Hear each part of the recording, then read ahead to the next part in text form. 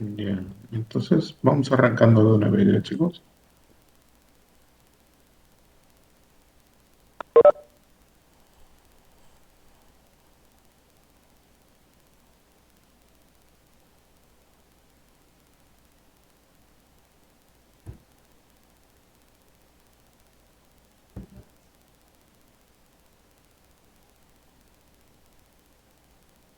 Ya, pueden ver mi ventana, ¿no?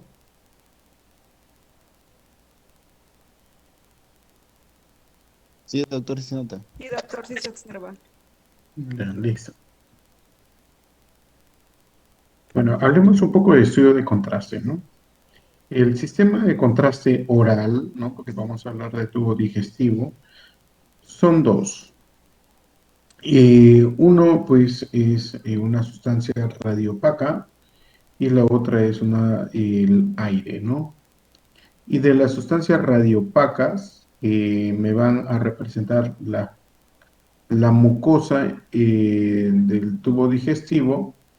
Es una sustancia pues compuesta por yodo hidrosoluble o sulfato de bario.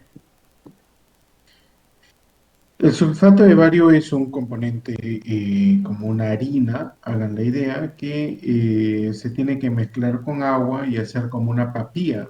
Y esta la ingieran con agua para que sea pues la fase ingesta, ¿no? Entonces, eh, consiste en un contraste inerte que no se absorbe por vía enteral.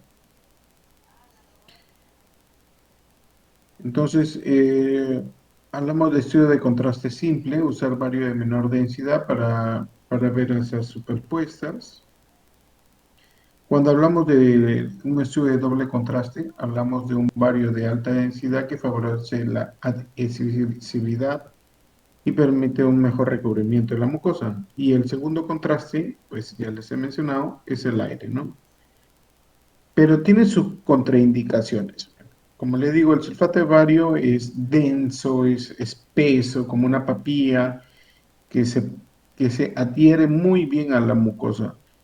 Y cuando se hacen las placas radiográficas, tiene una muy buena representación de cómo es las paredes, si son lisas, rugosas, imágenes aditivas, sustracción, adherencias y todas las posibilidades que hayan de patología. Pero existe un riesgo, es de que es muy tóxico en el tema si hay una perforación, una peritonitis, ¿no? Una perforación. Entonces, si ustedes están sospechando de una enfermedad por perforación, no le den este sulfato de bario, ¿no? Porque si este sulfato de bario llega al peritoneo, inmediatamente el paciente fallece, ¿no? Así de que hay contraindicaciones. Si hay una posibilidad de una obstrucción intestinal y ustedes quieren saber, pues, qué es lo que está causando, preferible usar el contraste de yodo hidrosoluble porque es no tóxico respecto a este sulfato de bario, ¿ya? Y como cualquier agente externo, pues algunos son más alérgicos que otros. Si ya sabemos que el paciente es alérgico, hay que tener mucho cuidado.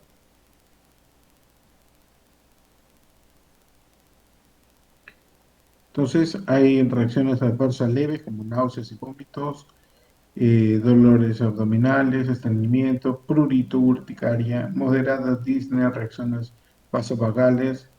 eh,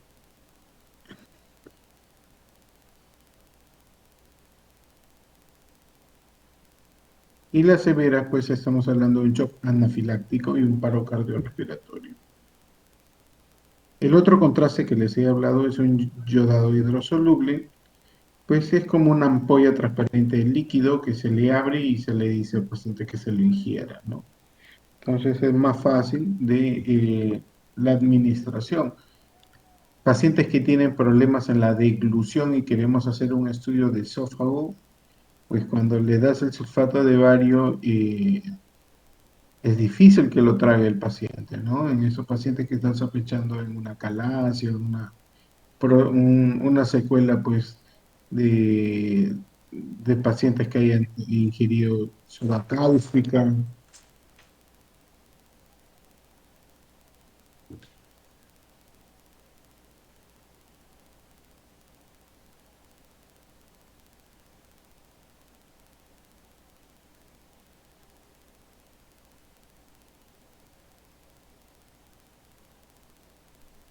Creo que hay algunos compañeros que quieren ingresar. A ver.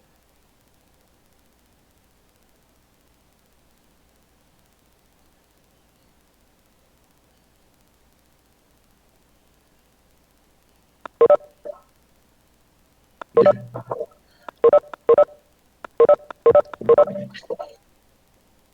Entonces, este contraste que se le utiliza, pues, es muy frecuente para usar en controles postoperatorios inmediatos, ya que el riesgo de tener una peritonitis química es menor.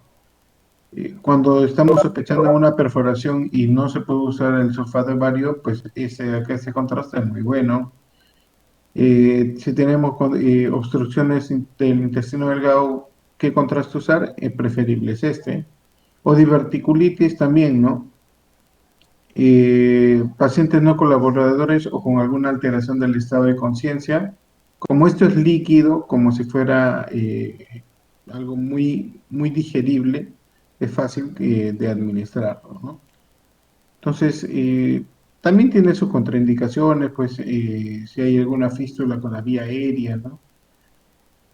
Puede producir reacciones alérgicas por su contenido de yodo. Hay pacientes que tienen alergia al yodo, ¿no? Y en el peor de los casos daría edema pulmonar, ¿no? Entonces, los otros medios de contraste negativo, el aire y la metilcelulosa, ¿ya? Entonces, el aire se utiliza en estudio de doble contraste, en tubo digestivo. ¿Y cómo se administra vía oral? Pues mediante efervescentes, la sal de Andrews, ¿ya? O mediante insuflación de una perilla a través de la sonda de enteroclisis. ¿Qué otro estudio doble contraste hay? Es pues eso colon doble contraste, que es mediante la aplicación de un enema, ¿no? El otro medio de contraste es la metilcelulosa, se usa como agente para producir el doble contraste en la enteroclisis por su baja difusibilidad, ¿no? Entonces, ¿cómo se hace un estudio digestivo superior? Siempre debe incluir un esofagograma, ¿ya? Deben realizarse sistemáticamente con un doble contraste, ya que permiten una mejor valoración de la mucosa. Necesitan un mínimo de 6 horas de ayuno para como una preparación. ¿Por qué, no? Si la pregunta es esa, resulta de que los alimentos que haya pues la cámara gástrica nos va a dar unas imágenes que nos puede confundir, ¿no? Nos podría llevar a un mal diagnóstico, un sobrediagnóstico. Entonces es mejor la ayuna de 6 horas.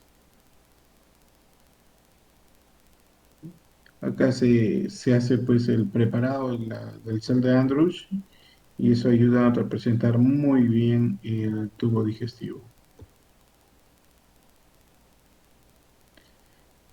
Existe algunas estenosis fisiológicas del esófago. La primera es acá el callado de la aorta, el segundo es el bronquio izquierdo y el tercero es a nivel del hiato esofágico, ¿ya? Entonces, hablamos de que el esófago es una estructura tubular que se extiende desde la hipofaringe hasta el cardias. Distendido presenta una superficie mucosa lisa, mientras cuando está parcialmente colapsado pueden verse los pliegues longitudinales. En algunos casos se pueden ver los pliegues transitorios del esófago felino, lo llaman. Normalmente se ven compresiones extrínsecas a nivel del cuello de la aorta, ya les expliqué eso, del bronquio izquierdo y el corazón y el hiato, ¿no? Entonces acá tenemos un estudio del esófago con material de contraste donde nos configura pues las paredes de la mucosa teñidas por el contraste que ingirió el paciente, se queda blanco las paredes. Entonces, así se debe ver normalmente el esófago, ¿no?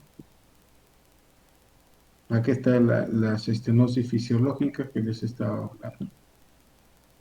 Entonces, este es también en un estudio de esofagograma, pero usted me dice, ¿y cómo se hizo que se vea negro, no? Es un efecto de negatividad a la imagen, ¿no? Así como ustedes podrían controlar su celular y volverlo blanco y negro, de esa misma manera, a la radiografía también lo hacemos invertir los colores. ¿Con qué finalidad? Para resaltar lo más radiopaco, ¿no? Acá está justamente lo que le decía, el callado de la aorta, acá tenemos el bronquio izquierdo y acá tenemos el hiato esofágico, ¿no? ¿Cómo se ven los pliegues longitudinales cuando no está muy bien distendido? Miren cómo se ve. Y los pliegues transitorios, ¿no? Felinos, los transversos, diré. Son finos y medianamente oblicuos. Entonces, este estudio del esófago se hace en diferentes incidencias, no solamente se hace en una, tendríamos que verlo también posteriormente y para eso necesitamos una lateral, una oblicua y una frontal, ¿no? Como para que nosotros representemos mejor las características. En cada toma al paciente se le hace ingerir el contraste, ¿no? Porque es inmediato, se ingiere y se le toma rápidamente. Bueno, la condición de que sea siempre varitado, hay excepciones, como ya les he explicado, ¿no? En cuanto a sospecha de perforaciones, puesto de que nos podría dar una mediastinitis, ¿no? Por ruptura del esófago. Entonces hay que tener cuidado con eso. Y pacientes que no colaboran también con el otro contraste, iodato hidrosoluble sería lo mejor. Y siempre se hace bajo control radioscópico, se refiere a de que hacerlo mediante en vivo con fluoroscopía y cómo es la función del esófago y si hay alguna distensión o estenosis, una dificultad al pasaje de contraste. Todo eso es mejor verlo en vivo, como si ustedes estuvieran viendo un video más que una foto estática que no sabe si el paciente en realidad fue en el momento adecuado o que el paciente haya tomado un buen contraste. Entonces, cuando ustedes analizan una de estas imágenes, lo ideal es hacerlo en vivo, ¿ya? Entonces, ¿qué es lo que llama la atención acá? Vemos un tubo esofágico y que llega a la cámara gástrica, y lo que estamos apreciando de que existe un contraste oral hidrosoluble que tiña parcialmente las paredes, pero estamos apreciando pues de que en la caja torácica existe una liberación de este contraste. Entonces estamos hablando de una perforación esofágica a nivel del tercio medio, ¿ya? Entonces es una complicación de una endoscopía. Entonces, en estos casos, los pacientes, ¿para qué se hacen estos estudios? Para pacientes que tienen dificultad en la deglución, dolor torácico, sospecha de alguna hernia yatal. Si el paciente ha sido intervenido quirúrgicamente, pues del esófago. Si están sospechando en perforaciones esofágicas, pero me vuelven a preguntar, doctor, pero nos está diciendo que no se puede usar el sulfato de bario, no uses ese, pero usa el hidrosoluble, ¿ya? Si están sospechando pacientes que está bajando de peso, algún cáncer, también, ¿no?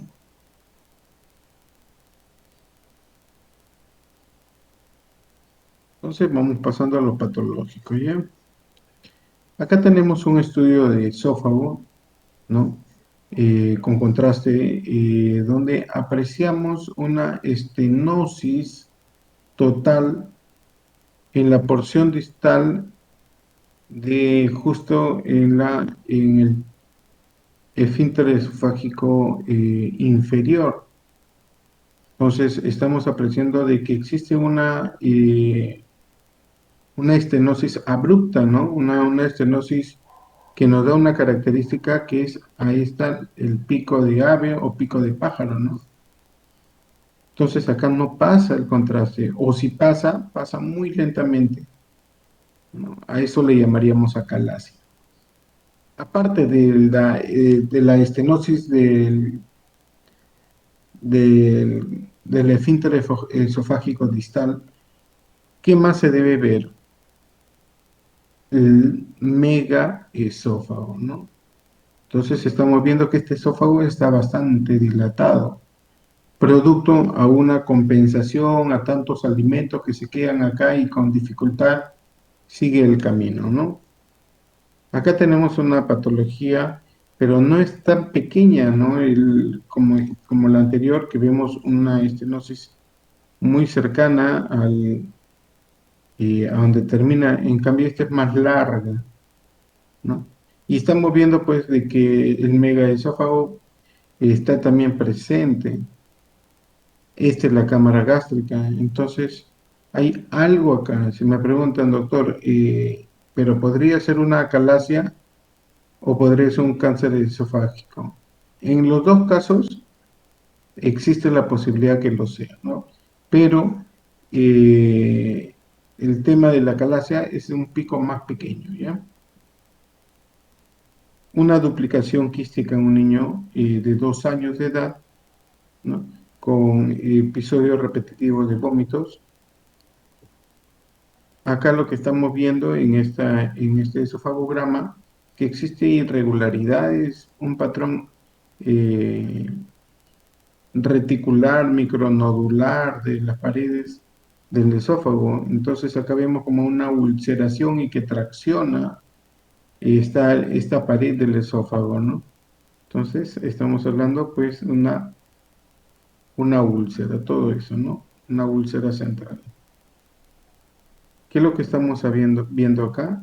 Este es una patología del esófago bastante conocida, para que nunca se olviden, miren cómo es, parece esos sacacorcho de vinos, ¿no? Y justamente así se llama, ¿no?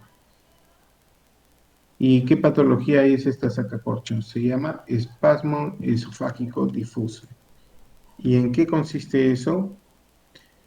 Estamos apreciando esa patología en pacientes que ingieren un alimento y que tienen múltiples eh, contracciones esofágicas, pero de forma no sincronizada, sino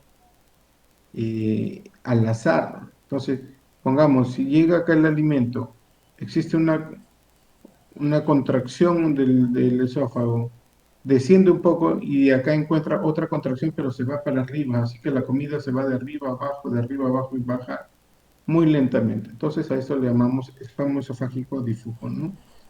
Difuso. Entonces esto es una enfermedad del esófago de sacacorcho, ¿no? Un reflujo gastroesofágico el ácido clorhídrico, poco a poco vamos irritando la pared del esófago y nos va condicionando pues un patrón irregular, granular, miren cómo se ve como puntitos todo este el esófago. Entonces pacientes que sufren de estos reflujos, eh, muchos de ellos presentan esta granulación, ¿no? La esofagitis por reflujo gastroesofágico. Bueno, estamos viendo acá pues algunas úlceras y con todos estos tractos fibrosos, ¿no? Por las ulceraciones, son cicatrices que quedan en estos pacientes pues que han tenido tanto reflujo, ¿no? Aparición de algunos anillos en el esófago de Barrett, ¿no? Esos anillos de constricción.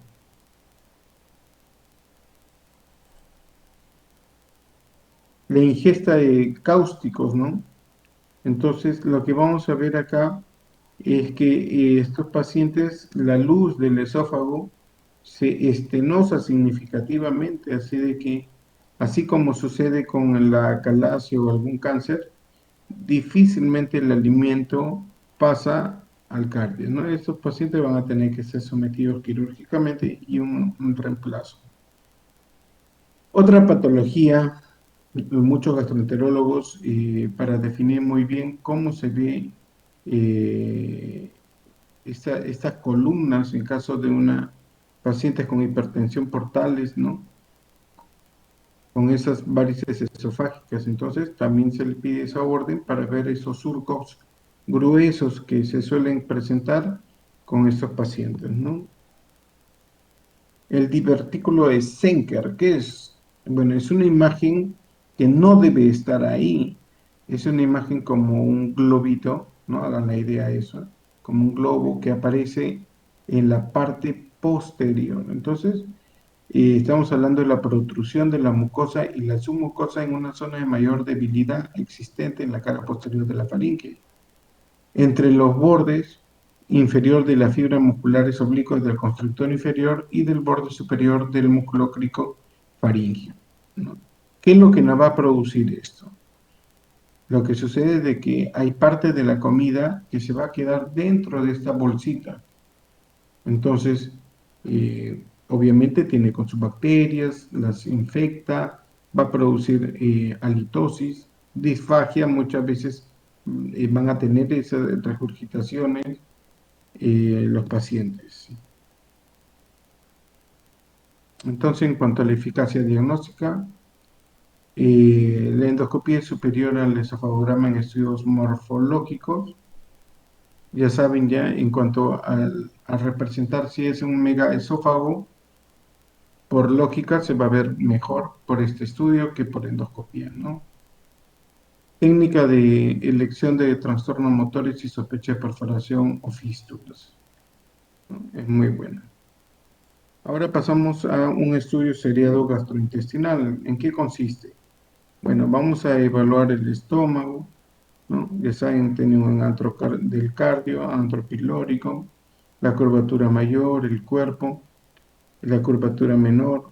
Entonces, acá este estudio contrastado, estamos apreciando acá, pues ya pasó el tiempo del pasaje del esófago, ahora nosotros, nuestra evaluación es desde el antro cardíaco hasta el antropilórico, hacer esa evaluación, ¿ya? Tenemos algunos pliegues, son más gruesos a nivel, pues, del cuerpo. Nosotros vemos acá, pues, las porciones del estómago, cuerpo, el fondo gástrico que está arriba, la porción pilórica, ¿no? Y la válvula pilórica. Lo que estamos viendo acá son la distinción de las paredes de la cámara gástrica.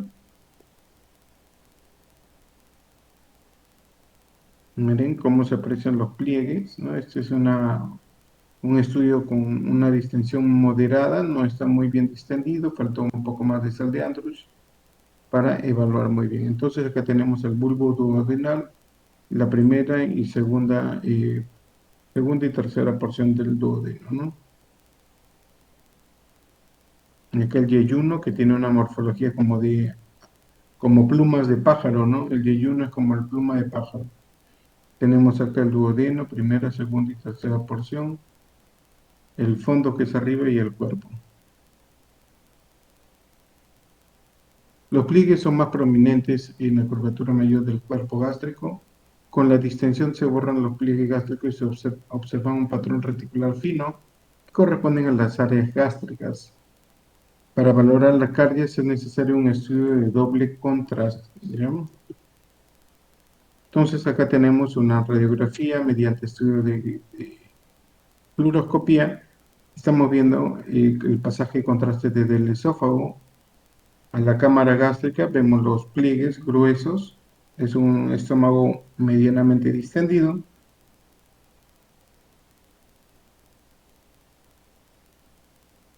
Acá tenemos nosotros otro estudio donde las paredes, miren lo bonito que están configuradas. Si nosotros tuviéramos una úlcera, acá se vería la lesión, ¿no? Entonces se ve muy bien, muy bonito el estudio. El bulbo duodenal tiene una superficie lisa, no se olviden. Y a partir de la primera rodilla duodenal se ven las válvulas conniventes, ¿no? O pliegos transversos circulares. Entonces, acá estamos apreciando muy bien las paredes del gástricas, el bulbo duodenal. Miren acá cómo se aprecia eso, el Y1. Bueno, en cuanto al estudio seriado, pues arrancamos con un estudio de esófago, después un doble contraste, pero a la cámara gástrica, y hay que ver pues los controles. ¿A quiénes se le piden este estudio? Bueno, para evaluar en casos de imposibilidad para realizar la endoscopía, en pacientes con diagnóstico de hernia del hiato, dispepsia, controles postquirúrgicos precoces, cirugía gástrica antigua, y bueno, sigamos esto.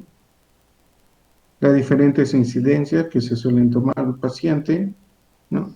Acá hay oblicuas, este es lateral, este es oblicua, este es una oblicua también anterior, una oblicua posterior.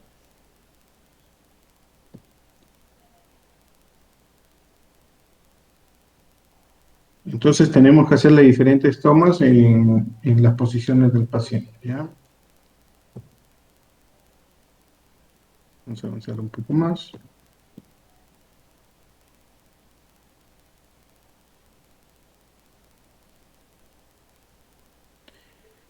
Entonces, nosotros, pues, ¿en qué caso haríamos los estudios, no? Si estamos pensando en un besúar gástrico, entonces hacemos una seriada, hacemos una endoscopía o alta, ¿ya? Hacemos en cáncer gástrico, una seriada, divertículos seriadas, gastritis seriada, hernia yatal seriada, es muy bueno, simple o doble, y en caso de úlceras, una seriada. ¿Qué es lo que estamos viendo acá? Pues es un estudio contrastado, un doble contraste, acá tiene aire y acá tiene el contraste blanco, y lo que vemos pues es una imagen pues densa, homogénea y ocupa casi la totalidad de la cámara gástrica. Entonces nos encontramos a un besoar gástrico, muchos de ellos son compuestos por dientes, por uñas, ¿no? O sea, son pacientes que sufren de problemas de conducta, de problemas psiquiátricos, comienzan a arrancarse el pelo, el cabello y comerlo. Entonces, es como una cañería, ¿no? Esos pelos van acumulándose, no pasan, sigue acumulándose y hasta que llegó a formar un pseudotumor, un besoar gástrico. Un carcinoma gástrico, miren cómo se ve estas imágenes ausentes, ¿no? Estas imágenes ausentes. ¿Qué es lo que estamos sospechando si nosotros esta imagen lo vemos como un 3D? Que en estas imágenes que no hay contraste, está ocupado por un tumor. Entonces, a esto se le llamaría imágenes de sustracción, o sea, que nos está sustrayendo esta imagen que debería pasar muy bien, ¿no? A estos le llamaríamos sustracción. Acá tenemos un divertículo duodenal, acá tenemos la imagen redondeada, justamente en el duodeno, ¿no? Miren una hernia diafragmática. ¿Cómo sé que es una hernia diafragmática? Porque acá está el diafragma y por encima está el contraste. Es un contraste oral. Entonces, no debería haber contraste oral encima del diafragma. Entonces, confirmaría la hernia diafragmática. Acá hay un anillo, ¿no? Un anillo del Satsky, ¿no? Eh, en algunos pacientes lo tienen, ¿no? Acá miren esta imagen, ¿de qué sería? Es esta imagen, una imagen de sustracción, ¿no? Espérenme un ratito, chicos.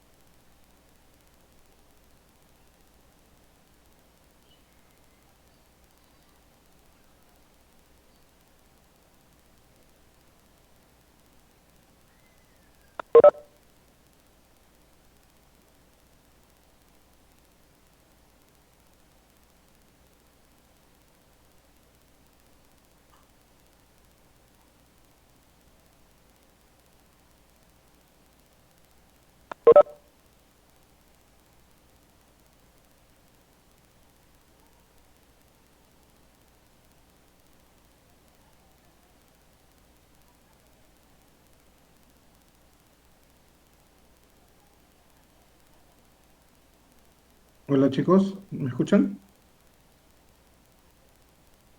Sí, doctor. Ya, disculpen. Sí, doctor. Bien, entonces yo lo que le estaba explicando, esta imagen ausente del contraste que no pasa se llama imagen de sustracción. Ahora, el divertículo que anteriormente les había mostrado, es una imagen de adición, es como un globito, es una imagen que no debe existir ahí pasaje de contraste. Y entró el contraste, entonces como de crear un cuarto nuevo, ¿no? Una habitación nueva. Entonces, aditivamente, ¿ya?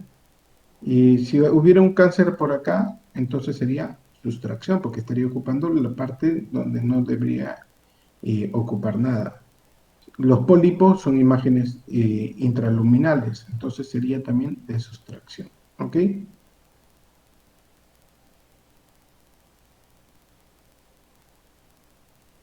Bueno, algunas características de benignidad, ahí lo van a tener todos ustedes en el PowerPoint. Bueno, las úlceras no tienen que ser úlceras de bordes parcialmente lisos, bien redonditas para que tengan criterio de benignidad. Entonces, estas úlceras cuando son bien redonditas, entonces sospechamos de benignidad. Entonces, pero la criterio de malignidad, pues vemos acá una úlcera que ya no es redonda.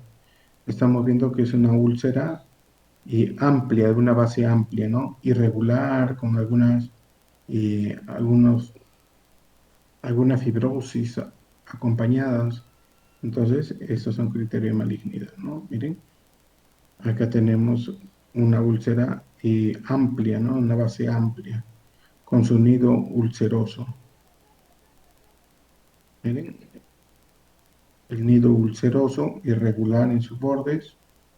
Entonces, esto pensamos más en malignidad. Y bueno, eh, nos quedamos ahí en cuanto al estudio del esófago y estómago. Entonces, a la siguiente clase, eh, el día jueves, vamos a continuar con este tema. Ahora, un estudio de tránsito intestinal y vamos a hablar sobre el estudio de colon doble contraste. ¿Ok, chicos? Espero que hayan entendido la clase. ¿Alguna pregunta?